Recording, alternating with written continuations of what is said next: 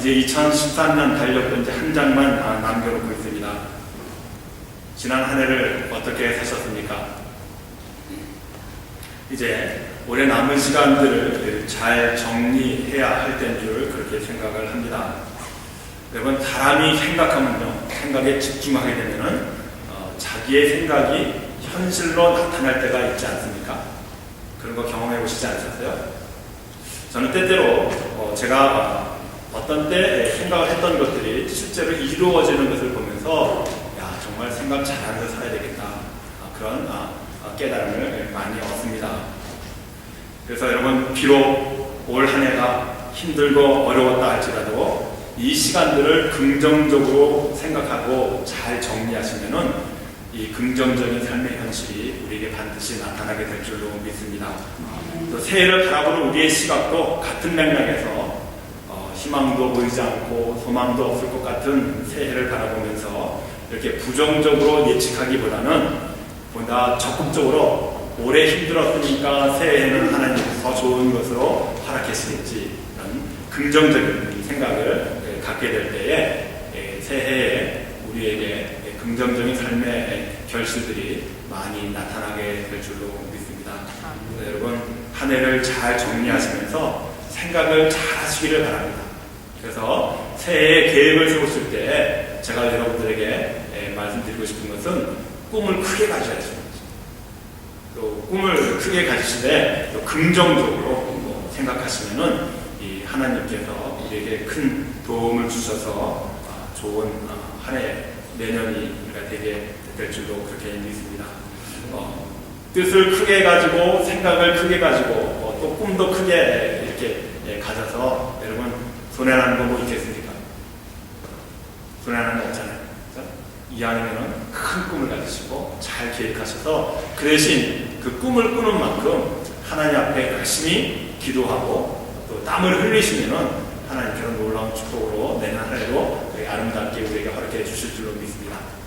아멘. 알빈 토플러라고 하는 우리 미래학자라는 분을 잘 알고 있죠. 우리가 이 시대를 살아가는데 이분이 1928년생인데요. 지금 연세라면 85살, LA 인근에 사신다고 합니다. 이분이 이런 말씀을 하십니다. 변화의 물결이 급격하게 밀려오는 시대가 바로 우리가 살고 있는 시대입니다. 변화의 물결이 그냥 밀려오는 것이 아니라 급격하게 밀려온다는 것이죠. 근데 이 말을 2000년대에 한 것이 아니라 이분이 1960년대에 이 말을 남기셨어요. 이분이 1960년대에 이런 말을 남겼을 때 지금 50년이 지났습니다. 그때만 해도 변화의 물결이 급격하게 밀려오는 시대가 그분들이 살아갔던 시대였다고 했는데 50년이 지난 이 시대를 이분의 논리로 다시 이 시대를 정의한다면 변화의 물결이 급격하게보다도 더 빠르게 엄청난 속도와 그 중압감으로 우리에게 밀려오고 있는 그런 시대를 저와 여러분들이 살고 있다는 것입니다. 이렇게 우리 미래에 대해서 또 우리가 알고 있는 시대에 대해서 변화가 너무나 급격하기 때문에 눈뜨고 잠자고 일어나는 세상이 온통 변해 있는 것을 우리가 보게 되는 것이죠. 근데 여러분, 이 변화, 시대의 변화의 흐름에 가장 뒤처진 나라가 어느 나라인지 아십니까? 미국이라는 겁니다. 아이러니하죠. 모든 첨단과 과학기술이 발전되어 있는 이 나라가 변화의 흐름에 가장 대처하지 못하고 둔감하게 준비해가고 있는 나라 가운데 미국이 손꼽히고 있습니다. 왜 그런가? 이 세상을 변화를 주도하는, 우리의 흐름을 주도하고 있는 학문이요, STEM으로 알려져 있습니다. STEM이라고 하는 이 학문은 그 학문의 첫자만 따는데 S가 Science, 그 다음에 T가 Technology, E가 Engineering, M이 Mathematics.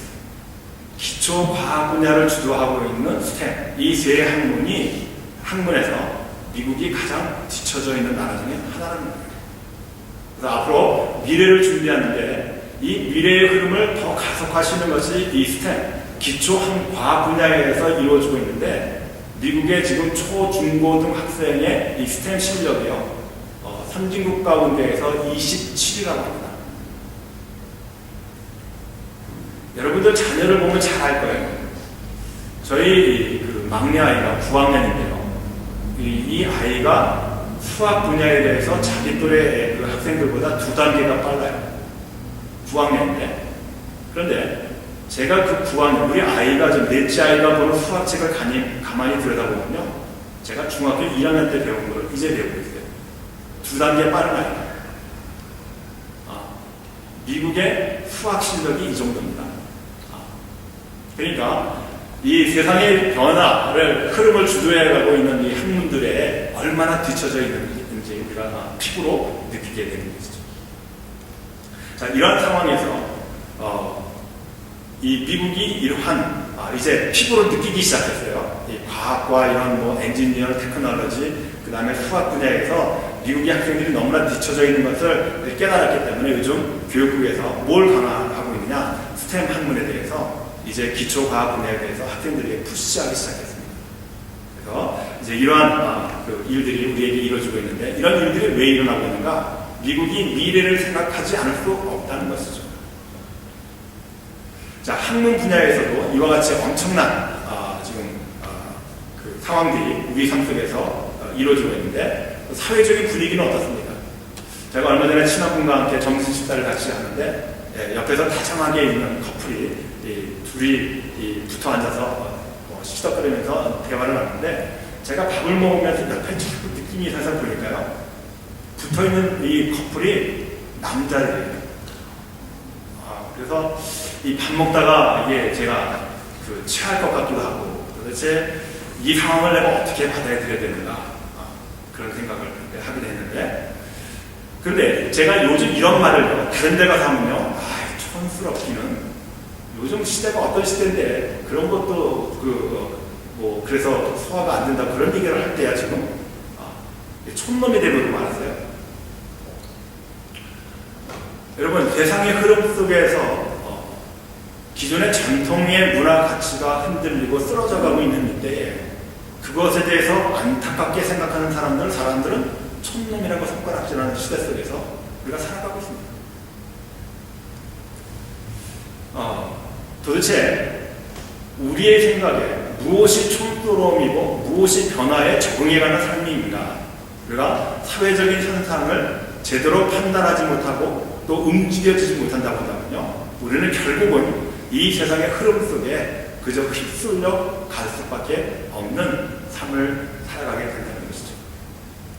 그러므로 여러분, 이 시대가 얼마나 무서운 세상이 되었는지를 우리는 피부로 느낄 수 있어야 됩니다.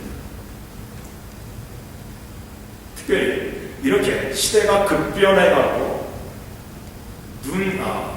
눈 뜨고 일어나면 세상이 바뀌어있는 이러한 세상 속에서 저와 여러분들이 내 인생의 삶의 목표까지 불분명하다, 내가 살아가는 목적과 내가 살아가는 이유가 무엇인지를 모른 채 살아간다고 할 때 그 인생의 삶이 얼마나 힘들겠습니까? 그래서 이러한 흐름 속에서 우리가 우리 자신을 주체하지 못할 때는요, 결국은 우리는 방황과 혼란 속에 살면서 결국은 내가 지금 어떤 삶을 살아가고 있는지, 어떻게 살아가고 있는지를 깨닫지 못하는 그러한 상태 속에서 그저 눈만 뜨고 숨만 쉬고 그렇게 살아갈 수밖에 없는 존재가 되어버린다는 겁니다. 자, 이러한 시대에 저와 여러분들이 이 시대의 흐름을 정확하게 읽고 우리의 전통적인 가치관, 우리가 생각하는 기독교 윤리적인 그러한 삶의 모습은 어떤 것일까 생각하면서 오늘 본문의 말씀이 저와 여러분들이 이 시대를 거슬려가는 것이 아니라 정당하게 맞이하면서 어떤 흐름에 대해서 이 완급 조절을 우리 스스로가 할 수 있는 그런 능력을 가져야 되지 않을까 생각을 하게 되는 것이죠. 오늘 우리가 함께 읽은 이 본문의 말씀은 인생을 바로 보지 못하고 방황하는 이 시대의 그리스도인들에게 무엇을 위해서 어떻게 살아야 할지 이 삶의 모습을 통해서 우리에게 한 그리스도인을 소개하고 있는 것을 우리가 만날 수 있습니다. 바로 그 사람이 사도 바울입니다. 하나님께서는 사도 바울의 삶과 고백을 통해서 우리 그리스도인들이 무엇을 위하여 살 것인가를 분명하게 제시해 주고 있는 것을 우리가 깨달게 되는 것이죠. 사도 바울은 누구보다도 거룩한 열망을 품은 사람이었습니다. 그가 품은 거룩한 삶의 열망, 거룩한 인생의 목표를 통해서 꿈과 목표를 상실해가고 비전 없이 살아가는 오늘의 우리 신앙인들에게 분명히 다르게 살아야 할 그 무언가를 배우게 할 수 있을 줄로 생각을 합니다. 그렇다고 한다면 사도 바울이 품은 인생의 분명한 목표는 무엇이었습니까? 사도 바울이 이야기하고 있는 자기의 삶의 목적에 두고 있는 갈망하는 것은 그것은 그리스도를 더 깊이 알고자 하는 열망이었다는 것입니다. 오늘 10절 말씀의 앞부분을 보니까 I want to know Christ. 나는 그리스도를 더 알기를 원한다. 이렇게 이야기하고 있습니다. 사도 바울이 예수를 몰랐던 사람입니다. 사도행전 처음에야 사도 바울이 예수님을 몰랐다 치더라도 이제는 그 예수님을 만나서 빌립보 서신을 기록할 때에는요, 사도 바울이 예수 그리스도 때문에 자신의 온 삶을 올인한 사람이었습니다. 그러나 그럼에도 불구하고 그의 열망이 무엇인가? 나는 예수에 대해서 더 알기를 원한다는 이 말씀을 남겨놓은 것을 우리가 보게 되는 것이죠. 사도 바울은 여러 가지 자신의 삶의 환경을 자랑했던 사람 중에 한 사람이었습니다. 사도 바울처럼 경력과 학력이 찬란했던 그런 인물이 성경 속에 그리 많지 않습니다. 그는 난지 8만의 할례를 받은 이스라엘 족속이며 베냐민 지파라고 이야기합니다. 이것이 사도 바울에게 어떻게 자랑거리가 되는가? 베냐민 지파에서 이스라엘의 초대 왕이 났습니다. 집안에 왕이 났으니까 그 집안이 얼마나 위대한 가문이겠습니까? 자랑거리겠죠. 그 왕이 선했냐 악하냐에 대한 문제가 되는 것이 아니라 악한 왕이라 할지라도 우리 집안에서 왕이 났다는 겁니다. 그것만 한 가지 보더라도 사도 바울이 얼마든지 자랑할 것이 많죠. 이와 같이 이 베냐민 지파를 자랑하고 또 사도 바울은 자신을 히브리인 중에 히브리인이라고 했고 또한 율법으로는 가말리엘 문화에서 당대 최고의 율법 교육을 받은 바리새인이라고 말하고 있습니다. 바리새파 사람들, 특별히 이 시대의 바리새인들은 율법의 의로는 흠이 없는 자라야 그런 노력을 위해서 살아가는 그런 당대의 그런 사람이었습니다. 그런 바울이 하나님을 깊이 알고 그리스도 예수를 알지 못했다 할지라도 하나님의 은혜를 경험하면서 그리스도 예수를 영접한 그가 이 모든 것, 자기의 자랑할 만한 자기 인생의 삶 속에서 쌓아놓고 있었던 그 모든 가치를 자기는 앞으로 내가 살아가는데 이게 걸림돌이 되고 내 인생의 삶 속에 해가 되노라, 그렇게 고백하고 있는 것을 우리가 보게 됩니다. 우리는 인생의 삶의 목표를 뭔가 세상에 자랑할 만한 것을 위해서 살아가고 있음에도 불구하고 사도 바울은 다 이뤄놓고 보니까 이것이 오히려 내가 앞으로 예수 그리스도를 살아가기 위해서 살아가야 할 삶 가운데서는 방해가 된다는 것입니다. 사도 바울은 이러한 고백 가운데에서 자신이 그리스도 예수를 더 알기를 갈망한 이러한 삶 가운데에서 달라진 자신의 삶의 모습을 오늘 빌립보 성도들에게 이야기해 줄 때에 우리가 오늘 읽지 않았지만 3장 17절에 보면요, 사도 바울이 자신의 이러한 변화된 삶을 이야기할 때 빌립보 교인들에게 형제들아 나를 본받으라 이렇게 권면하고 있습니다. 얼마나 자신감 있는 사람입니까? 예수를 믿으면서 그 예수 안에 자신의 온 삶을 드렸던 이 사도 바울이 예수를 믿는 이 믿음 안에서 나를 본받으라 하는 것입니다. 이러한 사도 바울에게 새로운 목표가 생겼습니다. 그것은 이 예수 그리스도 안에서 자신의 살아가야 할 이 목표가 새롭게 세워졌다고 하는 것을 고백하고 있는 것을 우리가 보게 되는 것이죠. 여러분들이 주님을 만나고 교회를 다니면서 세상의 모든 일보다 우선적으로 나는 그래서 예수를 알기에 내 열망이, 내 삶의 목적이 거기에 더 깊이 있습니다. 그렇게 고백할 수 있으시겠습니까? 예수 믿고 교회에 나오는 것은 그저 내 삶의 일부일 뿐이고, 내 삶이 좀 더 편해지고 내 삶의 행복과 안녕을 위해서 예수 믿는 것이 우리의 일부분인 것은 아닙니다. 사도 바울은 여기에 대해서 거꾸로 한다는 것이죠. 먼저 예수를 믿는 믿음 안에서 자신의 삶의 목표가 거기에 있고 자신의 모든 열망을 여기에 갈급하게 생각했기 때문에 사도 바울은 자신의 삶 속에서 이루어지는 이 모든 것들이 예수를 알아가는 이 일에 대해서 오히려 해가 된다. 그래서 사도 바울이 뭐라고 고백합니까? 내 이 모든 것을 배설물로 여기느니라. 얼마나 멋있는 사람입니까? 그리스도 예수를 더 알고 깊이 알고 그러한 깨달은 은혜 가운데에서 내가 내 인생을 살아가는 삶의 모습이 바로 이런 것입니다. 이런 깨달음 속에서 자기가 갖고 있었던 모든 자신의 삶 속에서 최선의 노력을 다한 그 모든 가치들을 배설물로 여길 수 있는 그런 사도 바울을 우리는 본문 속에서 만날 수 있게 되는 것이죠. 그러면 사랑하는 성도 여러분, 저와 여러분들도 새해의 계획을 앞세울 때 이제 남아있는 시간 새해를 위해서 깊은 생각을 할 때 무엇보다도 새해에는 내 인생의 목표를 그리스도 예수를 더 알기를 원합니다. 이런 계획을 세우시는 여러분들이 되시기를 바랍니다. 그렇게 될 때 하나님께서 예수를 더 깊이 알고 교제하는 그런 삶 속에서 이전에 우리가 경험하지 못했던 하나님의 놀라우신 사랑과 은총을 분명하게 깨닫게 될 줄로 저는 그렇게 확신을 합니다. 이러한 사도 바울의 거룩한 목표를 정하고 난 뒤에 그가 어떤 결심으로 세상을 살아갑니까? 그의 삶의 태도는 어떤 것이었습니까? 오늘 본문 말씀 중에 12절 말씀에 보니까 I press on to take a hold. 내가 힘쓰는 것이 무엇이냐면은 내가 붙잡은 것을 잡기 위하여 이렇게 말합니다. 내가 온전히 이룬 것을 잡으려고 쫓아간다. 그렇게 얘기하는 거죠. 여기서 쫓아간다라고 하는 말은 지금 현재 내가 쫓아간다는 뜻입니다. 과거에도 쫓아갔지만은 지금도 계속해서 나는 내가 생각하고 있는 그리스도 예수 가운데에 더 알아가기를 원하는 이 열망 가운데 내가 내 삶을 더욱더 쫓아가기를 원한다. 그렇게 말하고 있는 것이죠. 왜 그렇습니까?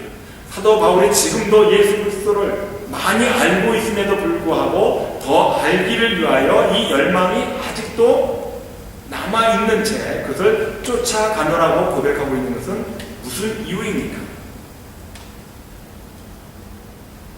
우리가 뒷부분의 말씀을 좀 더 살펴보겠지만 이러한 사도 바울이 누구보다도 그리스도 예수를 더 알고 세상 사람들에게 이 그리스도 예수를 증거하는 것으로 인해서 자신의 모든 삶의 목표를 생각했을 때에 그것을 온전히 붙잡지 못했다고 고백하고 있습니다. 그래서 지금도 내가 쫓아가고 있는 이유는 이것을 보다 더 온전하게 붙잡기 위함이라는 그런 고백인 것을 우리가 보게 되는 것이죠. 그래서 사도 바울이 13절 말씀에서 이렇게 고백하고 있는 것을 보게 됩니다. 뒤에 일을 잃어버리고 앞에 있는 분명한 목표를 향해 집중하여 달려가라. 그렇게 권면하는 거죠. 내가 지금도 오늘도 쫓아가기 위해서 뭘 잃어버려야 돼요? 뒤에 남겨둔, 뒤에 벌어졌던 것들, 이런 것들을 잊어야 되죠. 뒤에 있는 것들을 돌아보면서 여기에 붙잡혀 있으면 우리가 쫓아갈 수 있겠습니까? 불가능하겠죠. 그러니까 사랑하는 여러분, 우리가 12월 한 달 동안 괴롭고 힘들었던 것 다 잃어버리시기를 바랍니다. 다 내려놓으시고 새해를 바라보면서 소망 가운데 나와 함께 하시는 그리스도 예수의 능력, 그 안에서 풍성한 삶이 무엇인지를 깊이 생각할 때에 우리가 새로운 목표가 생겨나지 않겠습니다. 분명한 목표를 향하여 달려가는 삶, 그것은 사도 바울이 그의 삶을 통해서 바로 저와 여러분에게 말하고 싶었던 부분이었을 것입니다. 바울에게는 목표를 향한 놀라운 집중력이 있었습니다. 앞에 것을 붙잡으려고 지금도 계속해서 뛰어가고 있는 모습을 우리는 말씀 안에서 보게 되는 것이죠. 여러분들은 지금 무엇을 바라보면서 달려가고 계십니까? 지난 한 주 동안 분주했던 삶의 그 목적이 어디에 있었습니까? 뒤의 것을 돌아보지 말기를 바랍니다. 이스라엘 백성들이 광야에서 힘들고 어려운 삶을 살았을 때, 애굽에서 고기 굽던 시절을 회상할 때에 가나안 진군에 실패했던 것을 우리가 보게 됩니다. 롯의 처가 뒤를 돌아보다가 소금 기둥이 되었듯이 그리스도의 영적 경주에서도 과거의 일을 잊고 앞을 바라보면서 전진해야 한다는 것이죠. 이 시대의 흐름이 급격하게 변화되고 있어도 우리가 치달아 달려도 그리스도를 위하여 사는 신앙인들은 하나님께서 우리에게 주신 인생의 목표에서 시선을 놓치면 안 된다는 것을 우리에게 상기시켜 주고 있는 것이죠. 사도 바울이 자신의 인생의 삶에 분명한 목적을 위해서 선택한 또 하나의 삶의 자세는 하나님이 주신 목표를 향해서 나아가고자 하는 열망이었습니다. 14절 말씀에 보니까 Press on toward the goal to win the prize. 내가 달려가고 있는 애쓰는 이 모습은 표대를 향하여 달려가는데 무엇을 위하여? 상을 위하여 쫓아간다고 이야기하고 있는 것을 보게 되는 것이죠. 어제 김연아 선수가 그 프리스케이팅 하는 거 보셨습니까? 초반에 실수해서 넘어지죠. 제가 그것을 보면서 그걸 깨달았습니다. 인생이 이렇게 넘어질 때가 있겠지. 괴로움과 좌절 가운데서 비틀거릴 때가 있겠지. 그러나 그 김연아 선수의 위대한 모습이 어디에서 나왔습니까? 미끄러져서 실수한 것을 잊어버리고 그 다음 프로그램을 위해서 최선을 다하는 그 아름다운 모습을 봤을 때 거기에 내 삶의 인생의 모습이 보이지 않았습니까? 이렇게 내가 아픔과 고난 가운데서 실수해서도 그리스도 예수의 사랑과 은혜 가운데서 최선을 다하여 내가 이제까지 이 목표를 위해서 애쓰고 수고했던 결과를 위해서 흔들림 없이 끝까지 최선의 노력을 다했을 때에 김연아 선수가 얻은 상은 무엇입니까? 올해 어느 선수도 이루지 못했던 가장 높은 점수를 획득한 그 결실을 우리가 보지 않았습니까? 저는 어제 책상에 앉아서 인터넷을 통해서 그 김연아 선수의 모습을 보면서 이게 우리의 인생의 모습이 아닐까 그런 생각을 하게 되었습니다. 사랑하는 성도 여러분, 지금 힘들고 어렵다 할지라도 세상의 물결이 질풍노도와 같이 휩쓸려 지나간다 할지라도 하나님께서 우리 인생에게 주신 그 목적을, 그 목표를, 표대를 바라보시는 여러분들이 되시기를 바랍니다. 우리의 시선을 고정시키고 거기에서 한눈도 팔지 않는 그런 영적인 무장 속에서 우리가 어떠한 환난과 어려움이 우리 인생에 몰려온다 할지라도 우리는 능히 극복해 갈 수 있게 되는 것이죠. 이유가 어디에 있습니까? 왜 그렇습니까? 우리가 요즘 대감절 두 번째 주일을 맞이하는 날, 그리스도 예수께서 이 땅에 오시는 목적이 무엇입니까?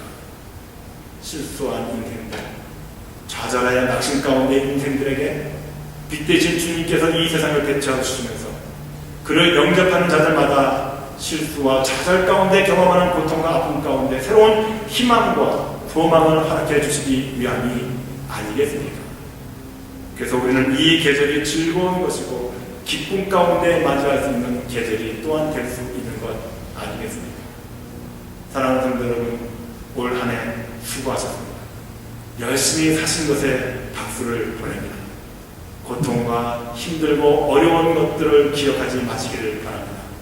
다 잊어버리시고 그리스도 예수 안에서 내 인생을 향하여 아직도 갈망하고 열망하는 예수의 그 꿈을, 그 목표를 흔들리지 않으려고 바로 보는 그 시선 속에서 새로운 삶을 계획하시는 여러분들이 되시기를 바랍니다. 그런데 하나님의 놀라운 사랑과 은혜가 우리 가운데 새해에 더 높은 꿈과 또 아름다운 풍성한 결실로 우리에게 허락해 주실 수 있는 그 믿음을 바라보시는 여러분들이 되시기를 바랍니다. 고난 가운데 수고하고 괴로움 가운데 인내한 여러분들에게 하나님께서는 분명히 오늘 말씀처럼 표대를 향하여 한치의 흔들림도 없이 그리스도 예수를 바라보면서 살았던 그 인생에게 상 주시기 위함이라는 것을 우리에게 보여주고 있지 않습니까?